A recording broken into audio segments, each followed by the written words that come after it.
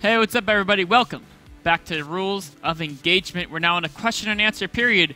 Don't forget to tweet me your questions. My Twitter is @axslav.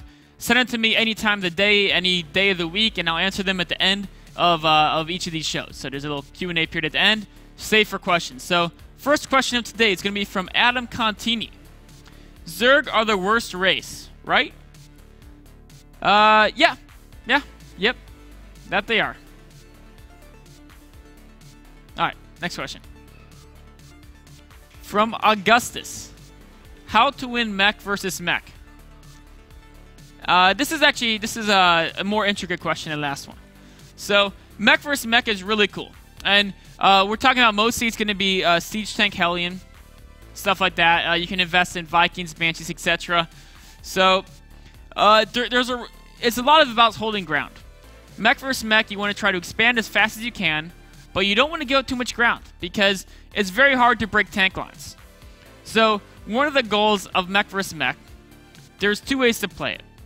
If you want to be able to hold territory and defend the line very well, you need to either have a watchtower or have air control so you have greater vision. Because the tank range exceeds their vision. So if you have a tank and they have a tank, they can actually come up right outside your vision, siege up, and then once they get vision you, they can kill you. So you got to have spotters for your tanks. That means either watchtower or air control. And so when you want to contain your opponent or set up a defensive line and you mass expand behind it, you go ahead and control it using watchtowers. If you don't have air control, that's okay. You can make a loose formation and then use scans when your opponent charges in. Or you can just rely on the fact that if they have air control, you have a superior ground army, get a ton of Hellions, use those Hellions to tank as you break lines. But the basic idea is expand greedily behind a strong defensive line and then look for weaknesses. You can use blitzkrieg tactics, which means you focus your entire army on a small section of them if they spread their lines too far. If they keep their lines tight and contained, that means you can take more territory in the ground. So it's going to be, you have to make a lot of decision making on where to position your lines. Position them aggressively, or if they're positioned aggressively, try to crush one of the small elements of their defense. If you find out that both of you guys have your defense lines are too strong to break, you're both on roughly even economy, that's where you go for the battle cruisers. Because battle cruisers are really great late game mech versus mech. You make sure you get air control with Vikings, Ravens, point defense drones, maybe seeker missiles, Vikings. And then you add in battle cruisers, they can pick off tanks with the Emoto cannon.